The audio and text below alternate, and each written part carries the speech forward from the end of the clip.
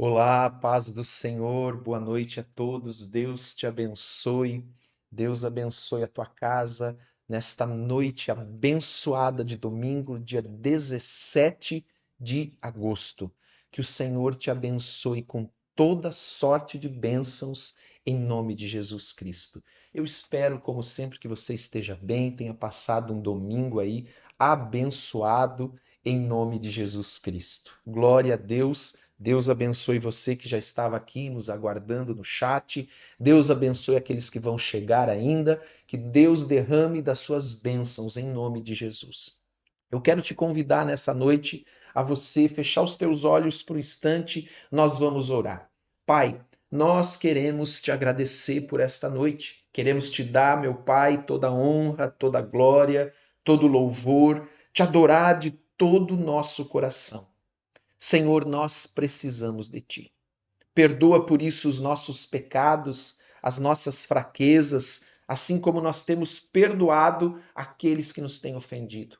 E dá-nos nessa noite, Pai, revelação da Tua palavra. Dá-nos do Teu Espírito, Pai. Queremos ser cheios do Teu Espírito. Dá-nos, Pai, um coração novo. E te pedimos ainda, Pai. Abre o entendimento para a tua palavra. Abre os nossos olhos, abre os nossos ouvidos em nome de Jesus.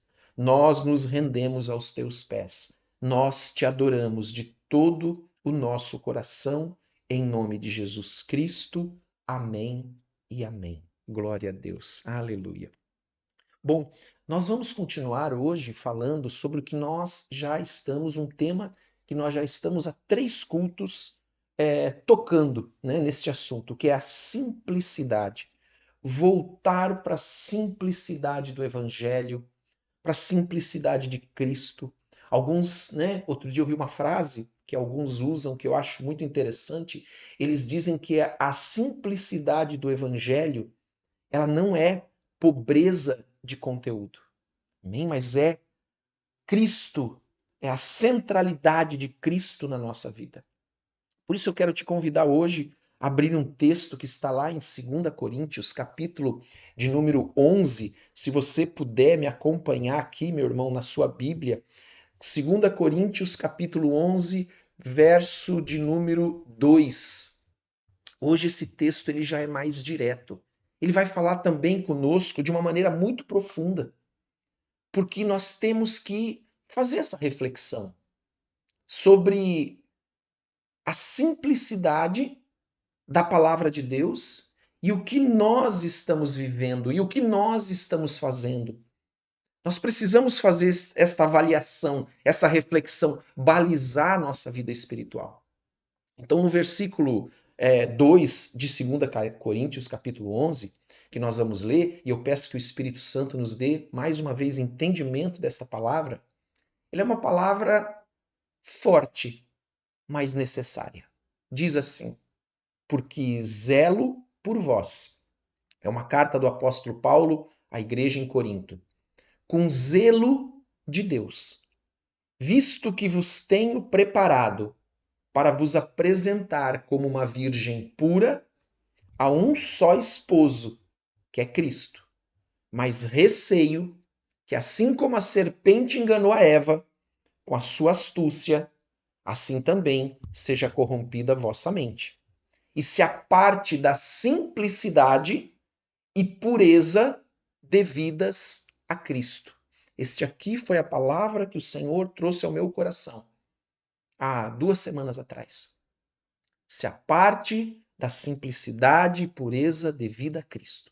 Porque muitos, sem perceber, se afastaram. E é sobre isso que nós vamos falar hoje.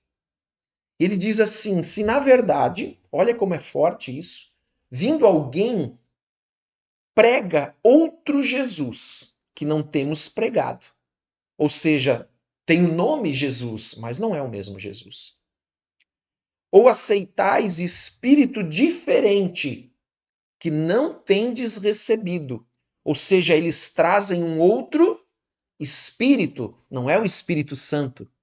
Meu irmão, isso é muito forte, eu preciso repetir.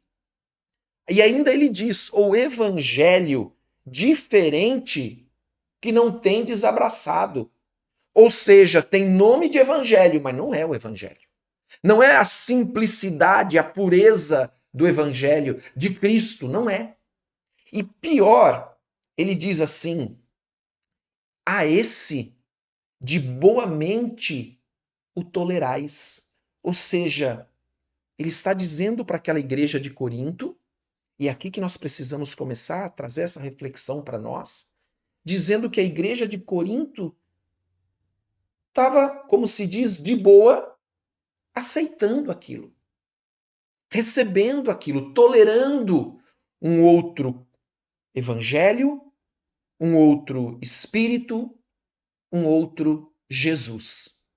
É isso que ele está dizendo aqui. Por isso eu quero convidar você a me acompanhar hoje nesta mensagem, porque eu tenho certeza que ela vai falar muito com todos nós aqui. Porque nós vivemos num tempo em que muita gente complica aquilo que Deus deixou muito claro. Deixou claro, por isso que eu falei até, acho que no culto anterior, eu disse que o evangelho ele é tão profundo que nós jamais vamos esgotar o evangelho. Mas até mesmo uma criança pode entendê-lo. Então Deus deixou para nós um evangelho simples, mas que muita gente tem complicado com aquilo que Deus deixou claro.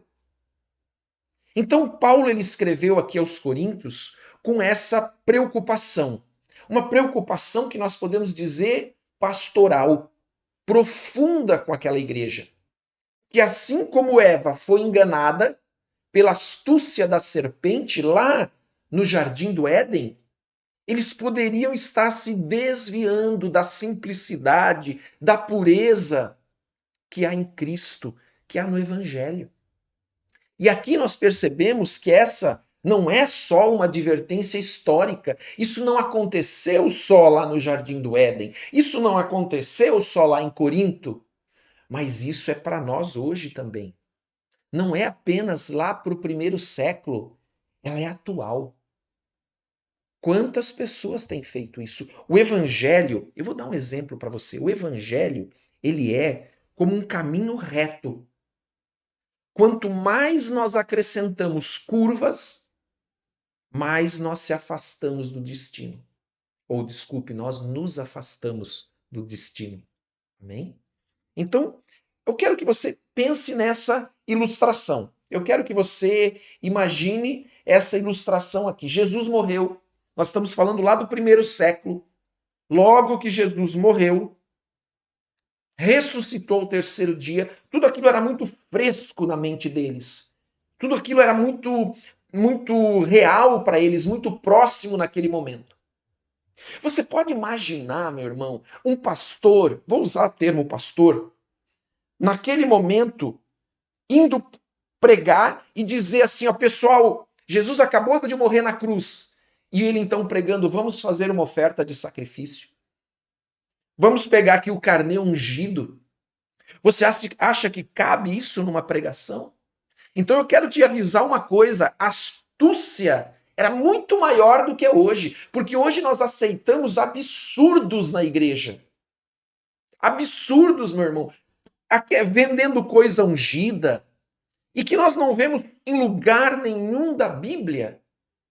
Nós não encontramos, o que nós vemos é que essas curvas foram acrescentadas para nos afastar da simplicidade.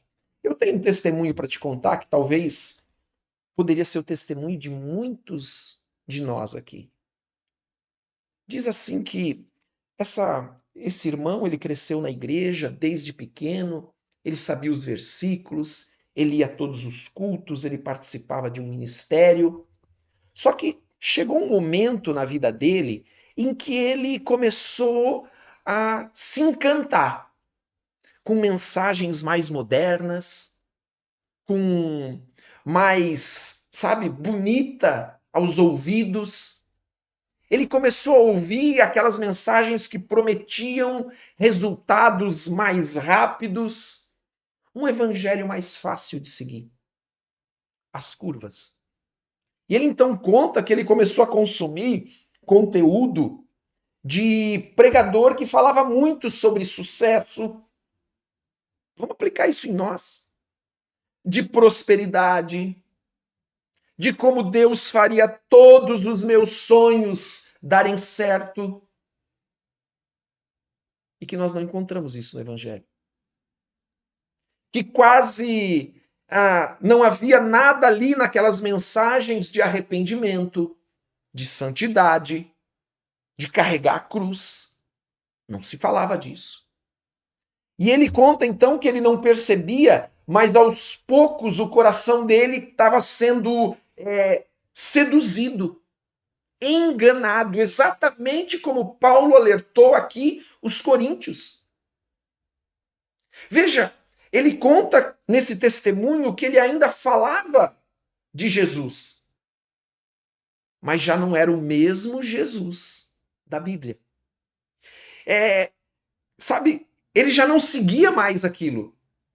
Era uma versão moldada. Era uma versão, transformada aos desejos. Por que então que a serpente conseguiu enganar Eva lá no Jardim do Éden? Porque ela começou a falar de um evangelho, de uma mensagem de Deus, de uma palavra de Deus, que nós vamos falar sobre isso depois, moldada aos interesses de Eva.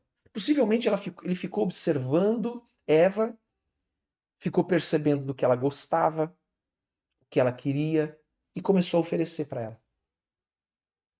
E começou a oferecer. Até que ele conta que um dia ele lendo e ouvindo esse trecho de 2 Coríntios, ele entendeu que o evangelho ele é simples, o evangelho ele é puro.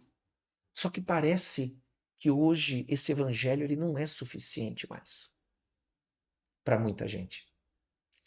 Que Cristo morreu por mim, que Cristo me salvou, me chama para eu viver agora em santidade, que ele me chama para viver para ele. Preste atenção, Jesus nos chama para viver para ele, não para usá-lo como um meio de alcançar aquilo que eu quero, os meus desejos. Esse evangelho tem sido muito pregado aí de um outro Jesus, de um outro evangelho, de um outro espírito. Então, naquele dia, esse testemunho que ele então me contou, disse que ele começou a chorar e ele tomou uma posição que ele agora ia guardar com zelo o coração. Ele ia começar com zelo, guardar com zelo, ele ia começar a buscar, sabe, voltar para a palavra, pedir perdão a Deus, voltar a buscar a palavra como a fonte da sua vida. Então ele disse que chega desse evangelho editado para caber na minha vida. Quantos estão vivendo um evangelho editado para caber na sua vida, para não haver renúncia, para não haver cruz, para não haver sofrimento? O evangelho fala sobre isso, meu irmão.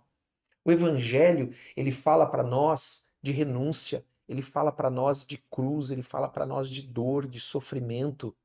O evangelho não esconde isso. Mas parece que muita mensagem tem tentado esconder a dor, o sofrimento, a vergonha, porque a cruz é vergonha, meu irmão. Tem tentado.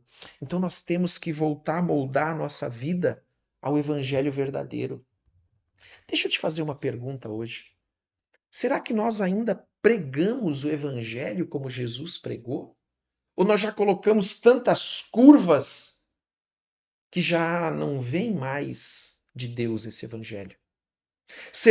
Outra pergunta, será que o evangelho que você crê e você vive é o mesmo que Cristo pregou? Será que o evangelho que nós cremos e vivemos é o mesmo que Cristo pregou? Ou ele é uma versão modificada que alguém vendeu para ser mais atraente?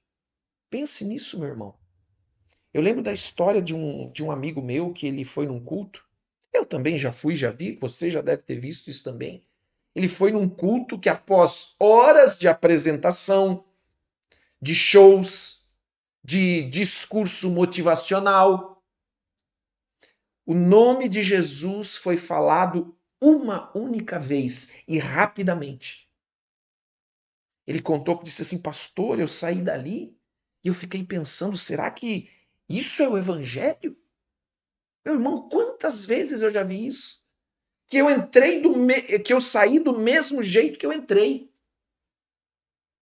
Alguns até fazem um negócio bem feito, que dá aquela massagem, né, aquela massageada na alma, e aí você sai bem, mas no dia seguinte está tudo igual de novo. Sabe, deixa eu te contar uma coisa, o contexto da cidade de Corinto, ela era uma cidade próspera, cosmopolita, cheia de influência filosófica, religiosa. E ali Paulo, nós não lemos esse versículo, mas ali Paulo fala de uns tais super apóstolos. Super apóstolos, eu quero te explicar um pouquinho sobre isso. Que haviam se infiltrado na igreja pregando um Cristo diferente, um evangelho diferente, um espírito diferente, assim como nós lemos ali no versículo 4. Mas sabe o que tudo isso era? Atraente. Era diferente, mas era atraente. O evangelho que está sendo pregado, que não é o evangelho de Cristo, ele é diferente, mas ele é atraente para a nossa carne, para a nossa alma. Por isso que tanta gente tem se deixado seduzir por esse evangelho. Então Paulo usa isso dos tais apóstolos, dos tais superapóstolos. Paulo está usando isso com ironia, porque necessariamente eles não eram apóstolos, podiam se intitular apóstolos, mestres, profetas, pastores, seja lá o que for. Mas ele não está dizendo que eles eram realmente apóstolos, mas ele está zombando daquilo que aqueles homens pretendiam, das pretensões dele. E ele está dizendo para aquela igreja, aqueles super apóstolos, aqueles super mestres, aqueles super profetas que vocês acham tão incríveis, porque vendem uma mensagem atraente, falam aquilo que eles querem ouvir. A palavra de Deus diz que nos últimos dias os homens iam ter coceira nos seus ouvidos, buscando ter os seus próprios mestres, ou seja, não é Jesus, é o mestre que eu construí para mim, que me é confortável, que me é atraente, que é fácil, que não tem dor, que não tem vergonha, porque a cruz é vergonha. Meu irmão, essa cruz é vergonha. Essa cruz nós sabemos que é o poder de Deus, mas ela é vergonha. Essa cruz é dor, essa cruz é sofrimento. E é essa que nós seguimos o evangelho da cruz. Nós não seguimos o evangelho atraente, bonito. Nós não seguimos o evangelho da cruz, até começa aqui com luzinha atrás. Nós seguimos o evangelho verdadeiro, que tem que pagar um preço para seguir Jesus, onde a palavra de Deus toda se resume em amar a Deus sobre tudo e amar o próximo como eu mesmo. Esses homens lá que Paulo zombou, eles se diziam mais espirituais, mais ungidos, mais competentes, mais íntimos de Deus, mais competentes que Paulo. Eles se apresentavam com títulos, com ar de superioridade, de autoridade superior. Mas eles pregavam um outro evangelho. E Paulo está dizendo, eles estão distorcendo a mensagem de Cristo. Eles manipulavam, por isso que Paulo diz que eles suportavam isso, porque além de tudo isso, eles ainda manipulavam a igreja, exploravam ela financeiramente, exploravam os irmãos. Então Paulo aqui, ele contrapõe esses superapóstolos. Ele pede para nós nessa carta refletir sobre isso. Ele contrapõe com a própria experiência. Porque esses superapóstolos, sabe o que eles usavam? Eles se vangloriavam das suas conquistas. E eles diziam que as conquistas deles eram porque eles eram abençoados, porque Deus os amava mais. Meu irmão, está escrito na palavra, só não vê quem não quer. Agora, ao invés de Paulo se vangloriar das suas conquistas externas, aliás, ele não tinha conquista desse mundo nenhuma, material nenhuma, Sabe do que Paulo se vangloriava? Você vai ver no final desse capítulo, lá a partir do versículo 23, ele se vangloriava das suas fraquezas. Quando estou fraco, então eu sou forte, porque o poder de Deus se aperfeiçoa na minha fraqueza. Ele se vangloriava do sofrimento, das provas que ele enfrentou, das lutas, da dor, dos naufrágios, de quantas vezes ele foi chicoteado, apedrejado, dizendo que essa é a marca do verdadeiro apóstolo. O verdadeiro apóstolo, daquele que enfrenta tudo isso por amor de Cristo. Então esse texto, meu irmão, é um texto, capítulo 11, é um texto extraordinário, é um texto contemporâneo, é um texto para nós lermos e relermos e refletirmos, porque Paulo, ele pregava sobre cruz e sobre graça. Ele não pregava sobre outra coisa. Ele pregava sobre a cruz, meu irmão. Ele pregava sobre a graça de Deus, o amor de Deus. Mas o que esses superapóstolos pregavam? Pregavam sobre a autoexaltação, sobre a aparência. Sabe, Paulo, ele pregava e ele não cobrava nada dos coríntios, mas os superapóstolos exploravam financeiramente a igreja. Paulo, meu irmão, ele gloriava-se nas suas próprias fraquezas, nos seus sofrimentos, nas marcas que ele trazia por amar Cristo. Mas sabe do que os superapóstolos se gloriavam? Eles se gloriavam com as suas credenciais humanas, com as suas conquistas, dizendo que eles eram abençoados. E eles usavam isso para acusar que Paulo não era de Deus, porque o sofrimento, Deus não podia permitir o sofrimento. Meu irmão, como que Deus não permite o sofrimento se Jesus morreu na cruz? O seu filho unigênito morreu na cruz, derramou seu sangue por mim e por você. Aí nós precisamos pensar que tipo de evangelho que nós temos seguido, vivido. A questão, às vezes, é o evangelho está sendo pregado, mas eu não estou vivendo. A palavra está sendo declarada, mas eu não quero entender, eu só quero pegar aquilo que me é atraente. Eu não quero a parte da renúncia, da dor, do sofrimento, da vergonha. A vergonha de ser crente de verdade. A vergonha de ser crente de verdade, a vergonha, sabe, de levar no corpo as marcas de Cristo. É isso, meu irmão. Sabe, Paulo, ele sofria perseguições, ele sofria perigo por causa de Cristo, mas sabe qual era a pregação desses super apóstolos? Seus grandes eventos, suas grandes conquistas, eles evitavam o sacrifício. Eles buscavam conforto, eles buscavam status, meu irmão. Hoje, esse espírito desses superapóstolos, eles ainda existem. São aqueles homens que ensinam e usam do carisma, do marketing para impressionar, para distorcer a palavra. Gente que mede o ministério por sucesso no mundo, sucesso visível, e não por fidelidade a Cristo, por renúncia. Pregadores, meu irmão, que vendem revelação, unção como um produto. Quantos que tem dessa forma, meu irmão? Nesse texto de 2 Coríntios, Paulo, ele se vê como um amigo do noivo. O amigo do noivo é aquele que prepara a noiva, a igreja, para Cristo, para o noivo, que zela pela noiva, para entregá-la ao noivo.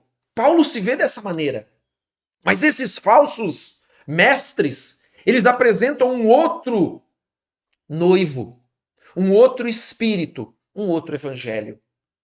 E Paulo está nos chamando aqui a voltar à simplicidade, a ter o nosso foco total em Cristo, sem curva, ou sem curvas, sem distrações, distorções. Então ele usa essa metáfora do amigo do noivo, zeloso, que guarda a pureza da noiva para Cristo. E ele diz sobre esta noiva que está se desviando da simplicidade. Ou seja, está trocando a centralidade do noivo de Cristo por distrações religiosas, filosofia humana, modismo, que quer trocar Jesus, que é a fonte da vida, por um poço de água parada, que é exatamente o que acontecia lá com a samaritana. Ela ia buscar água no poço e Jesus disse: olha, se você beber da água que eu te der, vai haver dentro de você uma fonte de vida, você não vai mais precisar vir nesse poço. E nós lemos aqui no versículo de número 3, que ele diz assim: eu temo que vocês sejam corrompidos, como a serpente enganou Eva lá no Jardim do Éden. Então, Paulo ele está falando à igreja de Corinto e comparando o perigo da igreja, que a igreja estava correndo, com o que aconteceu com Eva. Porque a serpente ela distorceu a palavra de Deus. Ela seduziu pela mentira. Ela seduziu, meu irmão. Meu Deus, o tempo está voando. Ela seduziu pela mentira. E Eva acreditou. Deixa eu te falar uma coisa. A serpente, ela foi a primeira pregadora de um falso evangelho. Porque ela distorceu aquilo que a palavra de Deus disse. Quer ver? Vamos ver lá em Gênesis capítulo de número 3. Olha como a serpente foi a primeira, né? Falsa pregadora, falso pregador. Gênesis capítulo 3. Vamos abrir lá. Gênesis 3, verso. Eu sempre digo, né, que eu uso o tablet, mas eu gosto mesmo é de usar o papel por causa da minha vista, porque senão eu tenho que usar óculos. E aí fica muito reflexo de luz na lente. Diz assim: mas a serpente, lembre-se, só para nós entendermos o contexto. A serpente ela tinha dito, ou melhor, Deus tinha dito para Adão e para Eva, que eles poderiam fazer e comer de todas as árvores do jardim, menos da árvore do conhecimento do bem e do mal. Só aquela que ele não podia. Aquilo ali era um teste para eles.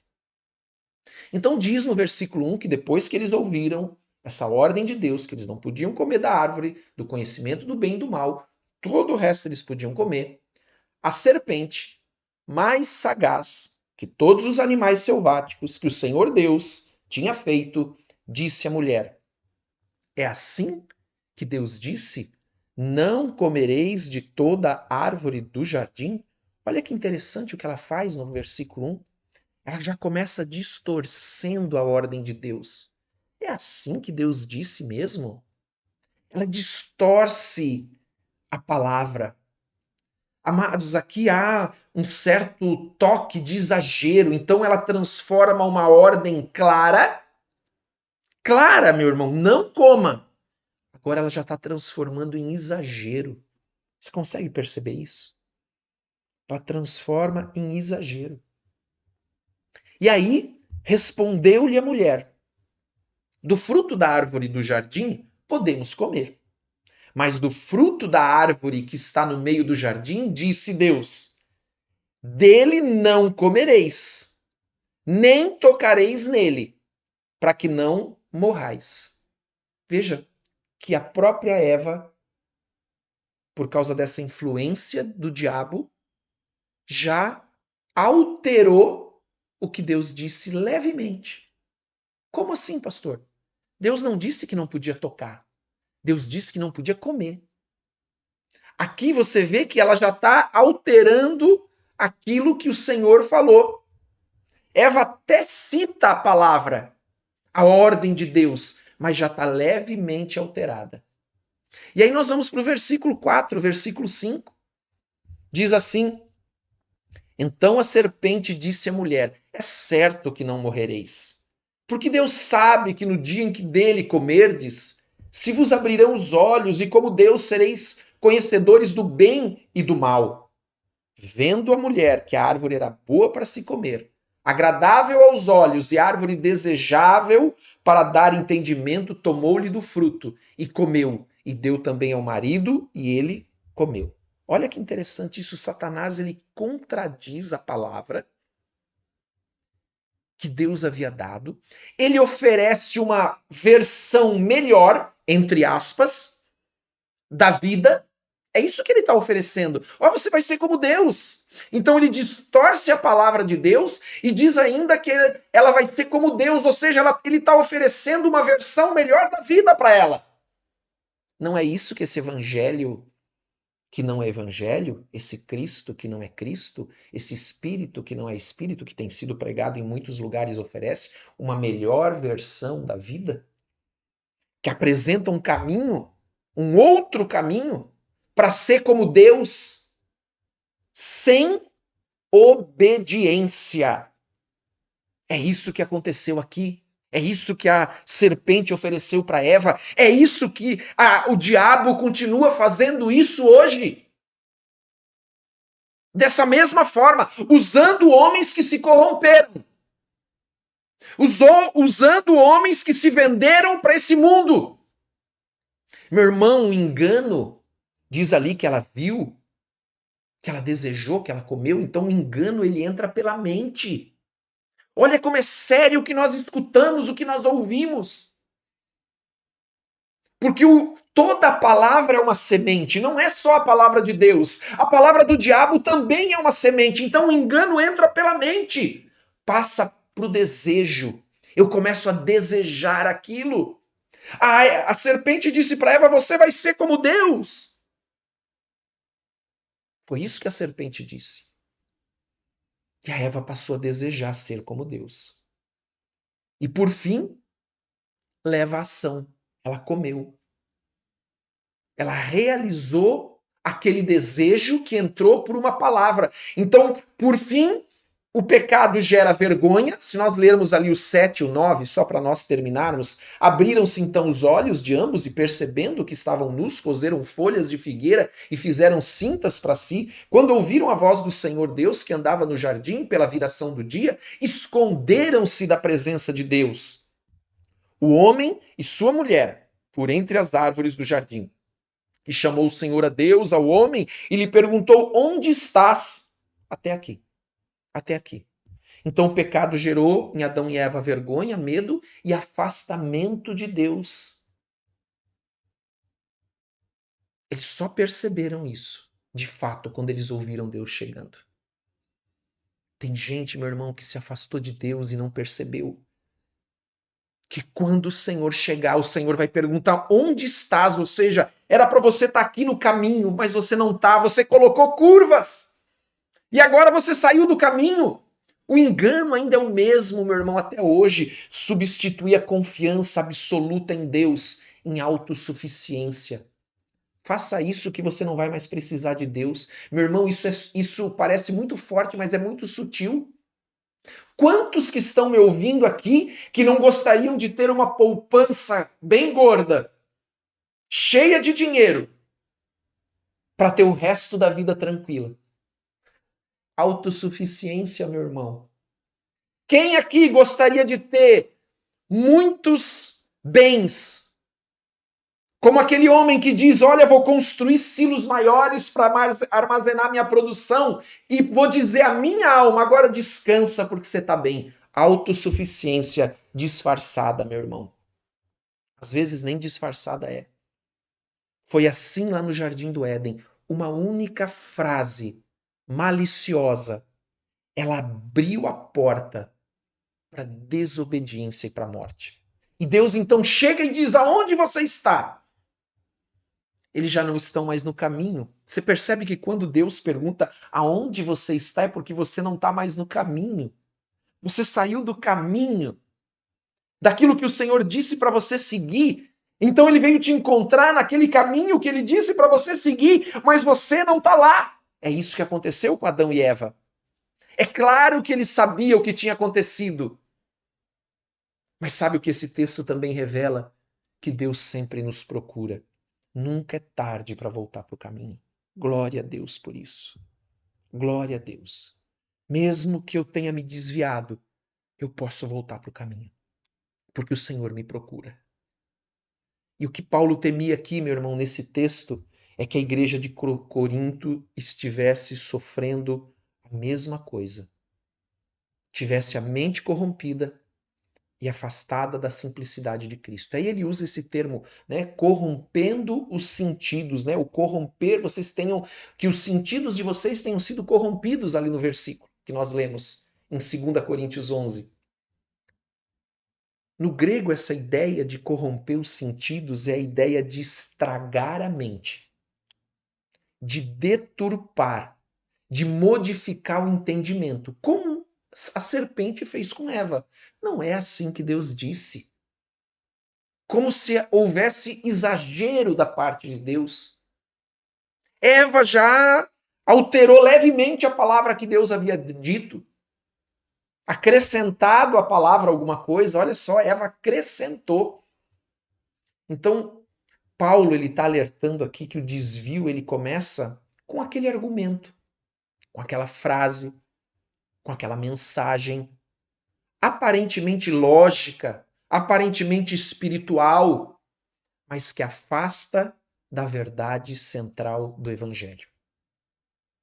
O engano, meu irmão, espiritual nem sempre ele vai ser grosseiro.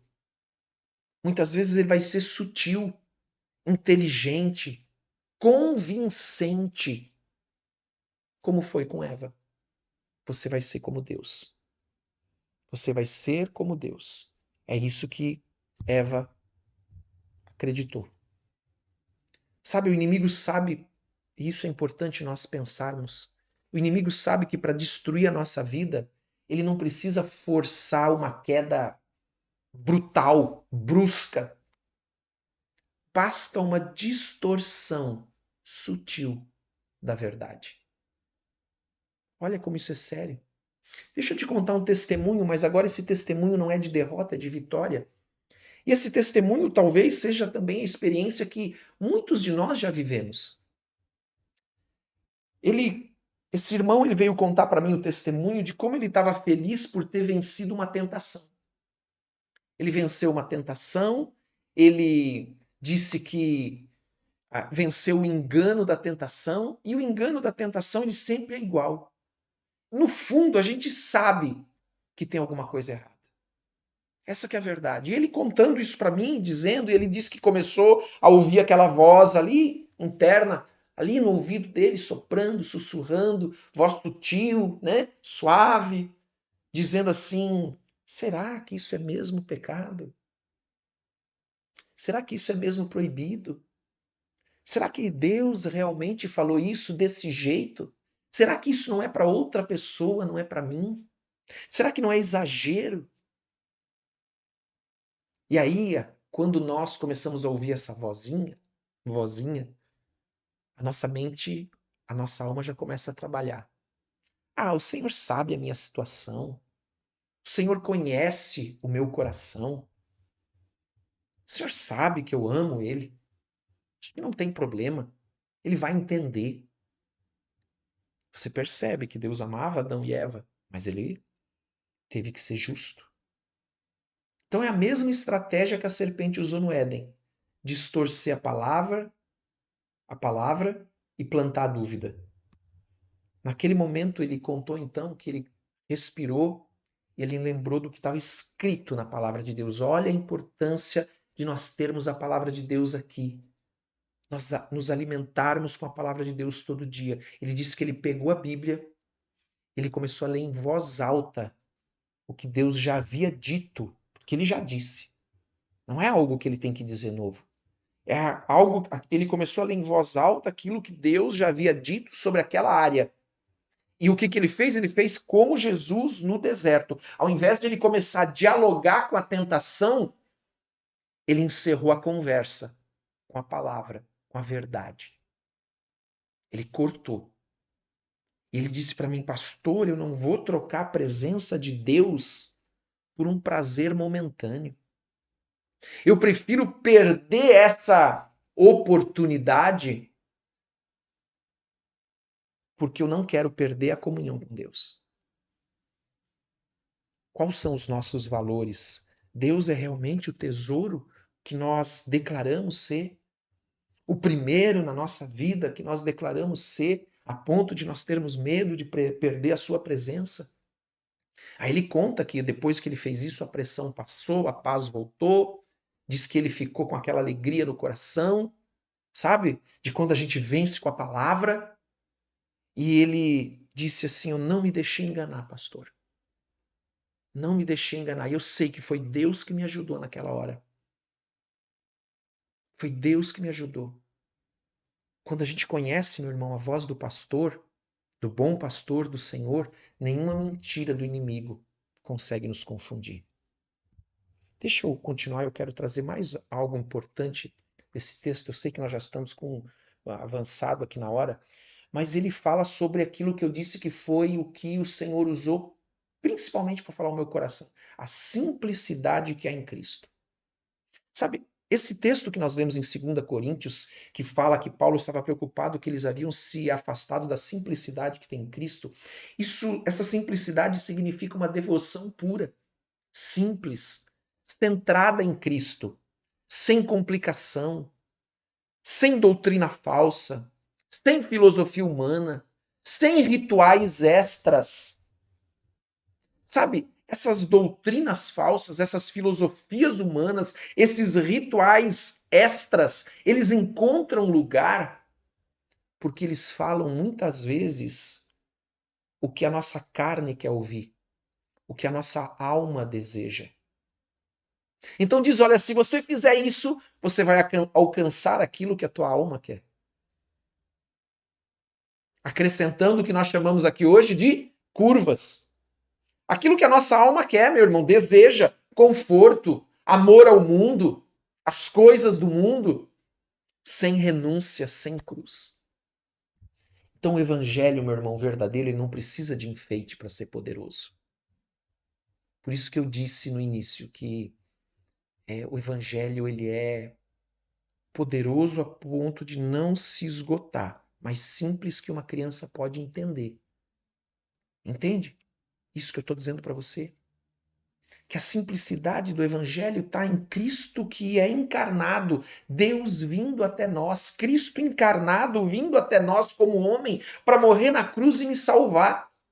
Esse é o evangelho que não precisa de enfeite, mas que para muitos isso é vergonha, é fraqueza. O evangelho, né, a simplicidade do evangelho está em Cristo crucificado. Sabe, pagando completamente o preço pelo meu pecado. Então é Jesus encarnado, Jesus crucificado e Jesus ou Cristo ressuscitado. Ressuscitado dizendo, olha, ainda que vocês tenham sofrimento aqui na terra, aflições e lutas, Cristo é a garantia da nossa vitória, que um dia tudo isso vai acabar. E nós vamos estar com o Senhor no céu. Então, Cristo encarnado, Cristo crucificado, Cristo ressuscitado, a garantia da nossa vitória. Esse é o selo da nossa vitória. Então, o evangelho ele não precisa de enfeite, meu irmão, para ser poderoso. Qualquer mensagem que adicione, que retire algo disso, que exija um ritual extra, que, sabe, seja pregando benefício sem arrependimento, seja pregando, sabe, aquilo que a alma dos homens desejam. Meu irmão, isso é outro evangelho. Porque o verdadeiro evangelho ele está centrado na pessoa e na obra de Cristo, nos chamando ao arrependimento e à fé. Esse é o verdadeiro evangelho. E principalmente produzindo em nós transformação por meio do Espírito. Do Espírito Santo que habita no nosso espírito. Mas o evangelho distorcido é aquele que mistura autoajuda, prosperidade sem cruz, religiosidade vazia, não passa esse evangelho, é aquele evangelho que não tem fundamento nenhum. Por isso que no outro dia a pessoa está de novo vazia, está outra vez se sentindo péssima, precisando ir até o poço buscar água de novo. Sabe, a autoajuda misturada com versículo que substitui a cruz por motivação pessoal. A prosperidade sem cruz, que promete bênção, sem discipulado, sem renúncia. O moralismo vazio, que foca em regras, em aparência, mas não tem novo nascimento, não adianta nada. Ninguém vai ser salvo por boas obras. O misticismo que nós vemos sem Cristo. Sabe, a fé em experiência, a fé em revelações, ou em revelamentos, como dizem alguns. Essa é uma fé vazia, meu irmão. É outro evangelho. A mentira da serpente, ela sempre vai trocar o que Deus disse pelo que a nossa carne quer ouvir. E quando nós acrescentamos à cruz qualquer outra exigência, nós deixamos de pregar o evangelho. Nós estamos indo para o final, meu irmão. Me suporte mais um pouquinho.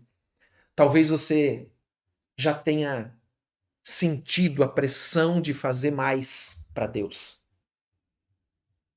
A pressão de fazer mais para ser mais amado por Deus. Talvez você tenha sido enganado com essa conversa. Talvez você esteja cansado de tentar seguir regras que Jesus nem colocou. Talvez, meu irmão, você esteja cansado de sofrer a pressão para ser ou para ter o que o mundo oferece. Eu quero te dizer que a simplicidade do evangelho, ele nos liberta desse peso. Porque não é sobre o que a gente faz, é sobre o que Cristo fez na cruz por nós. Essa é a simplicidade. Jesus encarnado, Jesus crucificado, Jesus ressuscitado. Sabe, deixa eu te falar um testemunho rápido, bem rápido.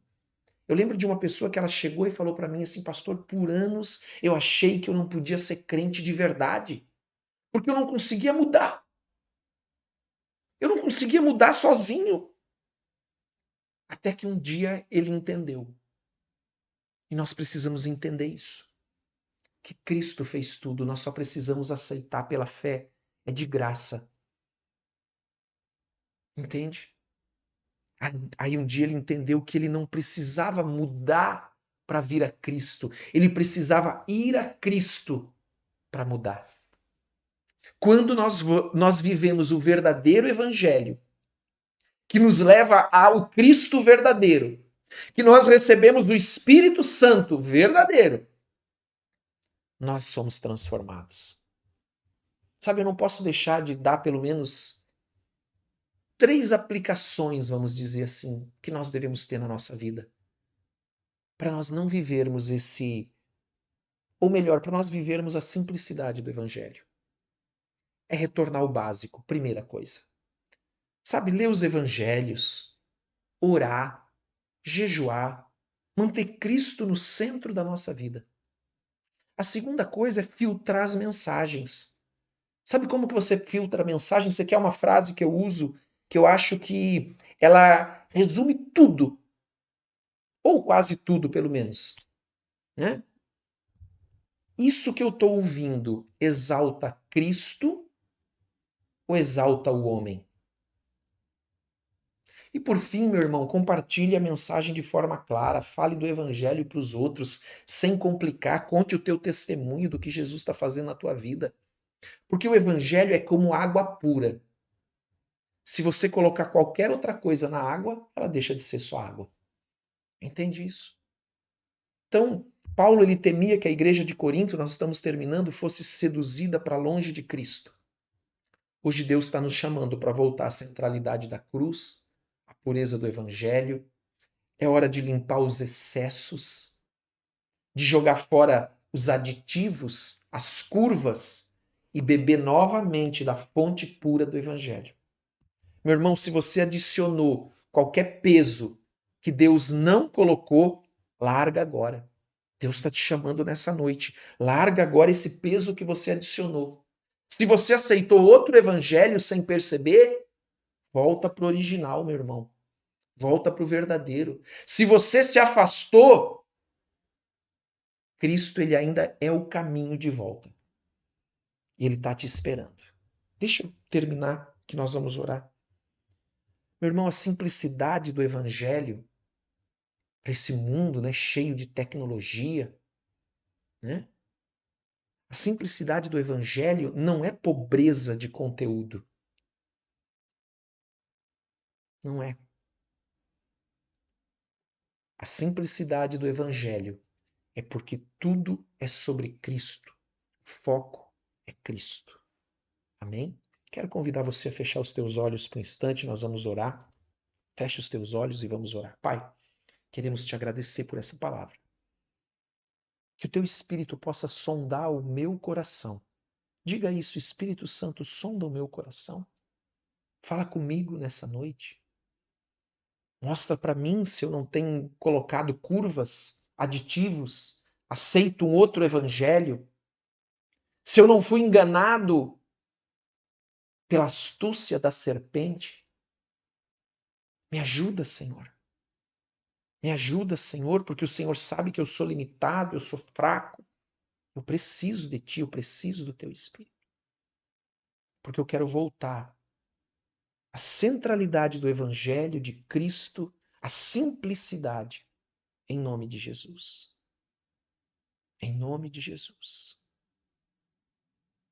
Oh, Pai, nós nos rendemos a Ti e pedimos, Senhor, ajuda-nos. Dá-nos do Teu Espírito. Dá-nos entendimento, discernimento, revelação. Abre os nossos olhos, tira todas as escamas dos nossos olhos, abre os nossos ouvidos. Em nome de Jesus Cristo. Em nome de Jesus Cristo. Santo, santo, santo é o Senhor. Santo, santo, santo é o Senhor. Aleluia. Aleluia, meu irmão. Eu sei que a palavra é uma palavra dura, forte, para algo que deveria ser tão simples na nossa vida. Mas às vezes é assim, né? Às vezes a gente toma rumos na nossa vida, complica tanto as coisas e tem que agora fazer o caminho de volta. Amém? Quero convidar você que separou o teu dízimo aí, a tua oferta. Quero convidar você a entregar agora, você que tem ele preparado aí, entregue. Enquanto você faz isso, nós vamos orar. Pai, queremos te agradecer por essa noite. Queremos te dar toda a honra e toda a glória, todo o louvor. Te adoramos de todo o nosso coração. Em nome de Jesus. Abençoa cada um que está aqui, Pai. Abençoa seus negócios, suas finanças, abençoa sua saúde. Traz proteção, Pai. Abre portas de emprego, Pai. Eu sei que tem pessoas, Pai, que nós temos orado que precisa de emprego, de trabalho. Abre portas. Abençoa o teu povo, Senhor, com prosperidade, que não falte nada, que não falte o sustento, não falte alegria, não falte paz, não falte amor, em nome de Jesus. Abençoa, em nome de Jesus Cristo, o teu povo, teus filhos, que aqui estão reunidos hoje, Pai, em nome de Jesus. Amém e amém. Glória a Deus. Amém.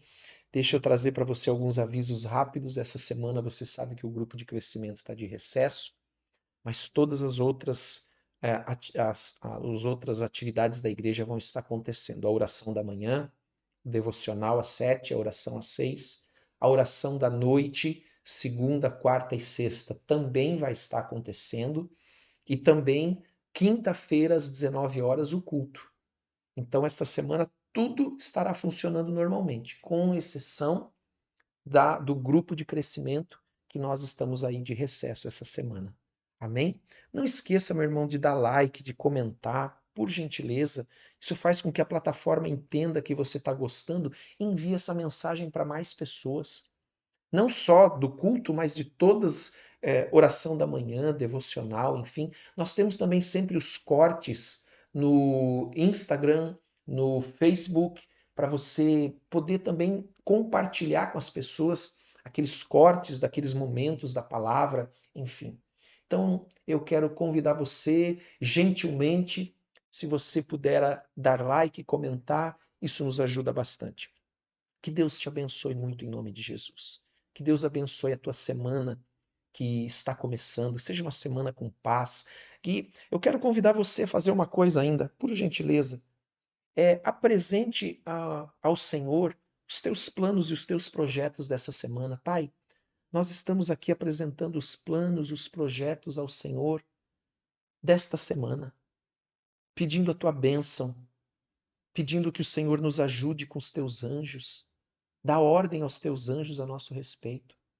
Dá-nos êxito esta semana. Como diz o salmista, Senhor, guarda as nossas entradas e saídas. Protege-nos, em nome de Jesus Cristo. Amém e amém. Vamos receber a bênção? Abra as tuas mãos, Pai. Nós queremos te agradecer mais uma vez. E que a graça do nosso Senhor Jesus Cristo, o amor do Pai e a comunhão do Espírito estejam sobre a tua vida, sobre a tua casa. Que você tenha uma semana cheia da presença do Senhor, cheio do Espírito Santo, transbordando na tua vida. Em nome de Jesus, deixa o Senhor te usar. Deixa o Senhor te usar. O Senhor colocou dons na tua vida. O Senhor te chamou para ganhar almas. Deixa Ele te usar. Que Deus te abençoe. Que Deus abençoe a tua casa. Em nome de Jesus Cristo. Amém e amém. Glória a Deus. Deus te abençoe. Tenha uma ótima noite, uma ótima semana. Em nome de Jesus.